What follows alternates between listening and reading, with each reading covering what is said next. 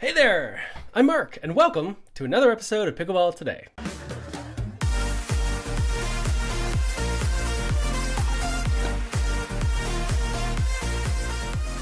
All right, we've got a great show lined up for you, so let's get right to it. But before we do, check out my hat. You like that? It's not a virus molecule. No, it's a pickleball. It's really cool. Okay, enough of that. Let's get to the show.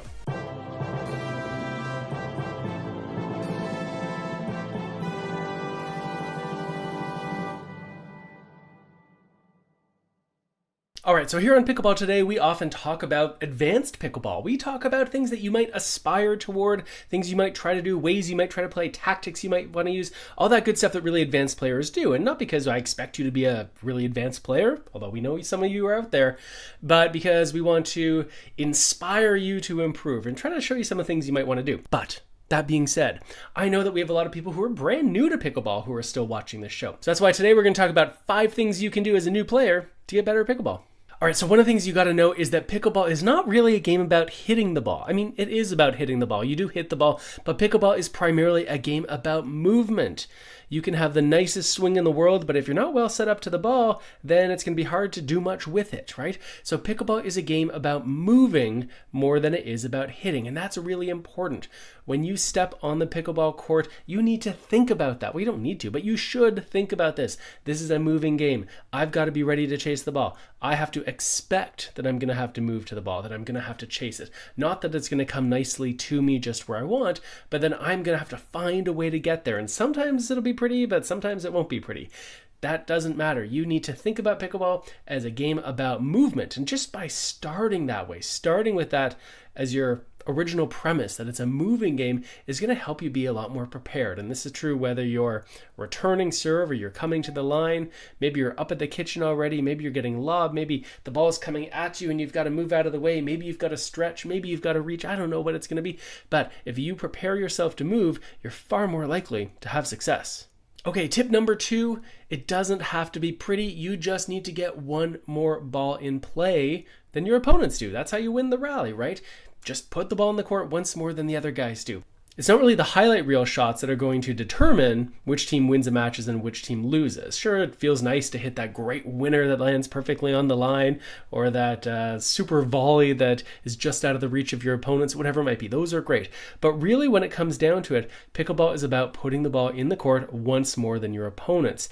And so if you go out and you have this mentality that, hey, when I go out there, I am going to scrape and scratch and just find a way to put the ball in the court, even if it's ugly, even if the impact point I want isn't always great, or I'm reaching for the ball, or whatever it might be. If you have this great mentality of it's just one more ball, I am never going to be the last person to touch the ball and not put it in the court, right? If you can have this mentality that you put everything back in play, even as a beginning player, it's really going to help you. Okay, tip number 3 for new players who want to play better pickleball is realize that it is better to be in a bad position but be well set up for the ball and on balance, rather than in a great position and not really balanced. So here's what I mean. Sometimes I see people who are so keen to get to the non-volley line after returning serve that they go charging up to that line and they're still like running as their opponents are now hitting the ball because they have it in their mind that they have to get to a certain spot. And what inevitably happens in this situation is that, yeah, they're getting to the line, but now all of a sudden the ball comes at them and they get jammed or something bad happens. And so you're not always going to be able to be in the ideal position. You're probably trying to do that, which is good, right? Remember a second ago I said pickleball is mainly a game about moving. So you're trying to get in the good position, but realize it's not always going to happen. And if you have to make a choice between being in a great position, but being poorly set up, or being in a not so great position, but being well balanced, pick the latter. It's better to be on balance and find a way to get that ball back in the court, which is a lot easier to do, even if you're at kind of an awkward position, okay? So let's prioritize being balanced over just being in the perfect spot, as if there's such a thing. Okay, my number 4 tip if you are a beginning player is to remember, hitting the ball low is never a bad play. You sometimes hear in other sports like hockey or whatever, it's never a bad idea to shoot the puck on the net. Okay, it is never a bad idea to hit a ball low. Of course, if you hit too low, the ball goes in the net, then it doesn't really count. But that's not what I'm talking about. If you were deciding, man, should I hit this ball down the line or should I hit it cross court? Should I hit through the middle? Should I lob? Should I go at person A or at person B? Should I aim for their forehand or for their backhand? Should I hit the ball with top spin or back spin? What should I do? Should I use my forehand, my backhand? Do I dink it? Do I drive it? My coach tells me I should be playing the soft game, but I don't know, hitting hard seems to make sense. Look, there's so many things that can trip you up. It is never a bad idea to hit a low ball. And just think about it. This could be when you're at the baseline and your opponents are at the net and they're being all scary. Well, you know what? If you hit a low ball, maybe just one paddle height over the net, if it's a fast ball, that's a drive. If it's a slow ball, that's going to be a drop. Either way, if you do it well, if you keep that ball low, usually bad things don't really happen to you. Doesn't mean you're going to win the point necessarily, but you're probably not going to get in a lot of trouble. If you're up at the kitchen line and your opponents nail that ball at you, well, you know what? You don't always have to hit the ball back deep or always hit it short. If you just think about sending it back low to your opponents, they're going to have to hit up on the ball. And if they've got to hit up on the ball, they can't really hit that hard and still keep the ball in play. So defending with a low volley is a great idea. When you're up in a dinking exchange, perhaps, right? And you get that low ball yourself, playing a low ball of your own. And it could be a low ball that's got some speed. So maybe it's a flick that goes at your opponent's body. Or it could be a low ball that's slow, and then that's a dink. So there's a general rule, when in doubt, play a low ball. And my fifth tip for brand new players, if you're a new pickleball player, sure, consider all the other stuff, but remember, a little bit of thought goes a long way. Now, what do I mean by that? Well, let's say, for an example, when you're serving, right? When you're serving, even though you're a newer player, I bet you can aspire for a little bit more than just putting the ball in the court. Wouldn't it be nice if maybe you could aim towards a weakness of your opponents, like maybe aim toward their backhand? If you see they don't really like their backhand that much, or if you see them often running around it, maybe aim your serve there. Not necessarily because it wins you the point, but it very often will result in sort of a poor return, right? If you're playing against two players who are about equal skill level when they're up at the net, but one of them's taller and one of them's shorter, well, all things being equal, you should pick on the shorter player. Remember, the taller person's going to have more of a reach, so they can get those balls when they're higher and maybe they can attack them. So very often when you play people, they're not of equal skill level, right? Someone's usually better than the other, or at least someone's maybe having a better day than the other. So a little bit of thought yourself, or a little bit of a conversation with a partner about, hey, who should we hit most of the balls to, can actually really pay dividends, and that can help you to be a more successful beginning player really quickly.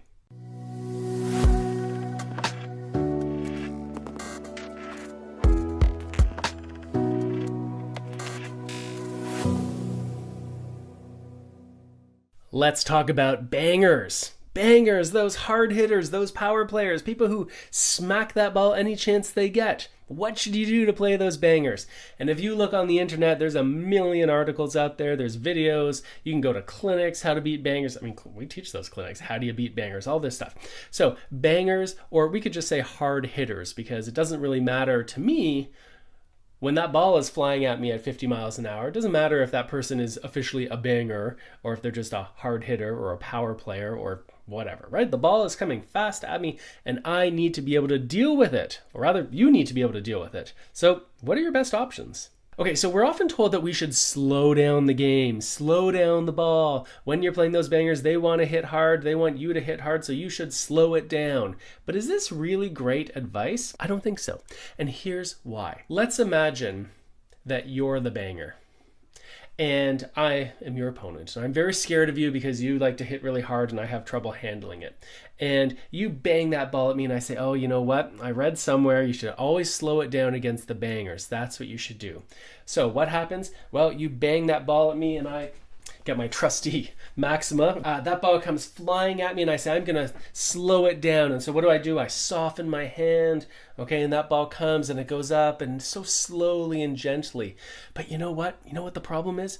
If I send that ball up, even if it's nice and slow, what do you think you're going to do? Do you think you're going to say, oh, Mark, you slowed it down really well. I guess I've got to play a slow ball myself? No, because when you get that high ball, even though it's slow, you are going to come in and you are going to crush it, right? You're going to hit hard, which is what you should do.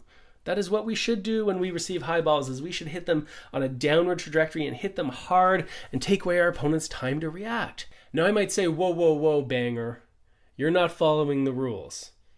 You hit hard, I hit slow, therefore you need to hit slow. But that's not how it works, because slow balls don't create an incentive for your opponents to hit slow. But what does create the incentive? What is it that makes those hard hitters play a different game style, be forced to hit a slower ball? That's what we need to know. Okay, so we need to think about what disincentivizes your opponents from hitting fast. Well, if they get a high ball that they can hit straight ahead, or better yet for them, if they get a high ball they can hit down, they really can hit pretty hard and still keep the ball in play, right? So the opposite is also true. If you put them in a position where they have to hit up, where they have to hit on an upward trajectory, well, they've got a problem here, because balls that are going on an upward trajectory, if they are fast, tend to be balls that go out. Yes, you can put some topspin on them and whatever. So I'm not saying you can never hit a ball with some speed if you're hitting up and still keep it in, but you know what I mean. The thing that's going to force them out of that hard hitting game is where hitting hard is actually likely to lose them the point, because that ball is going to go out of play. All right, here's one of my favorite examples. Notice how the team in white is able to control the point with speed. They're able to hit hard, and they're able to do this so long as they get the ball net high or above. As long as they get an elevated ball, they keep hitting hard, and the team in orange keeps being in trouble. But when do things change? Well, as soon as the orange team hits a low and slow ball that forces an upward hit, all of a sudden the team in white can't hit so hard anymore. And then, of course, the ball gets too high, and they finish the point.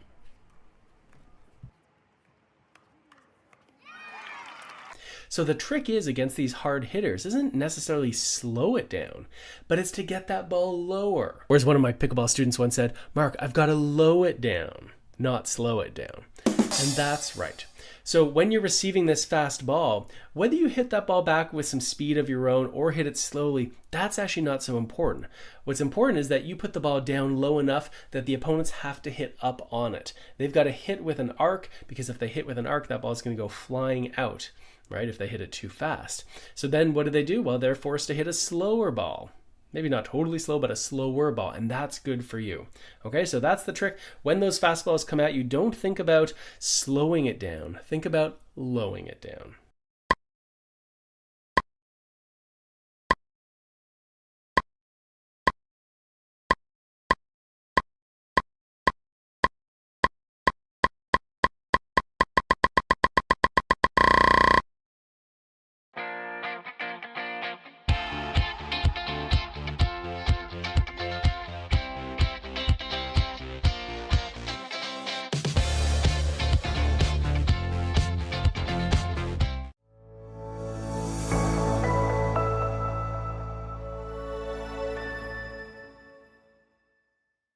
Hey there, Mark here. Quick programming note. So you may know that I host a podcast called Pickleball Problems, and you can see it here on Selkirk TV, and you can listen to it anywhere that you listen to podcasts. And one of the things I love doing is occasionally bringing on guests and talking to them about a wide variety of things going on in the pickleball world. And one of my favorite guests to have is Morgan Evans. He's one of the real personalities of pickleball, and I love picking his brain when it comes to coaching stuff or technique or tactics or whatever. This time for the show, I talked to Morgan. We had an extended conversation, and we talked about some of the new serves that we're seeing in pickleball. And most notably, I saw him hit some amazing serves at an APP event recently, and the ball was bouncing in ways I've never seen pickleballs bounce before. Left and right and back and forward. Anyway, it was quite something. And what I want to do is to sit down with Morgan and talk about this, as well as a whole bunch of other things. So here's a snippet from the Pickleball Problems podcast interview. You can see the whole version on the Third Shot Sports YouTube channel, and you can also listen to the whole podcast over at Pickleball Problems. Okay, so let's get to it. Morgan Evans, welcome back to the show. Glad to have you with us today.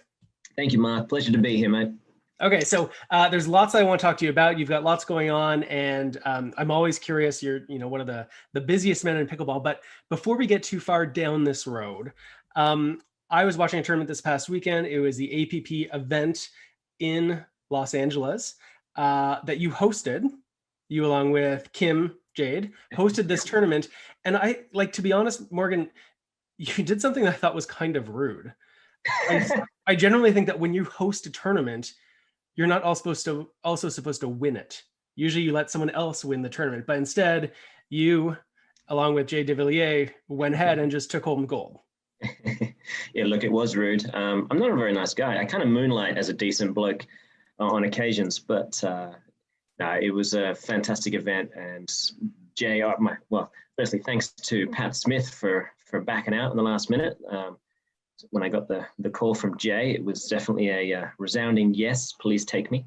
And he's just an animal. Oh my God, watching him take over when needed, it's fantastic. Reminds me of the late great Marcin Respetsky. And I say late because he's still alive. Still with us. But if he could turn up on time, jeez. Yeah. I actually just finished drilling with him about 20 minutes ago. So wow. Polish monster back. Well, it's great. Yeah, it's great to hear that Marcin is back, and maybe we'll talk a little bit more about him and what makes him such a great player and the partnership that you two have. But before we get too far down there, like down that line, as part of the APP, you're often behind the mic, right? You're helping out with the broadcast commentary. You're part of that team. And in this case, this tournament you hosted, you got to play, which was great. And someone posted in the Pickleball Instructor Forum that I oversee on Facebook, they posted some clips of you serving. And I know the commentators, Dominic Catalano and Lauren McLaughlin, this like really caught their attention. So what I want to do is I'll share with you this clip, and you know what, I'll even play the audio so you can hear them a little bit. And I just like to get some commentary from you about what you're doing here in this serve. Okay. Gotcha. Okay, so this is you serving, and that's you at the top of the screen in the red, and you just finished serving from the right-hand side. You switched over, and we'll take a look here. In the blue on the near end, and Elliot Markowitz in the black. Okay, so let's watch that again. They just mentioned this guy in the black. I don't think I'm going to say his name again because this is like nothing against you, but it was a bit of an embarrassment for him. He got all twisted up like a pretzel. Near end, and Elliot Markowitz in the black. I don't think I've ever seen that before. Yeah. A grown man in the pro division here, ending up flat on his face. And here, if we watch the next point, you serve from the right-hand side this time, and the serve is quite different. That's true. Yeah, it's two different motions. Okay, let's see here. Little ace there from Morgan Evans. You can see he's been working on that trademark serve. Made some improvements, Dom. Yeah, he has, and the improvements were to the tune of 26 aces yesterday in mixed doubles.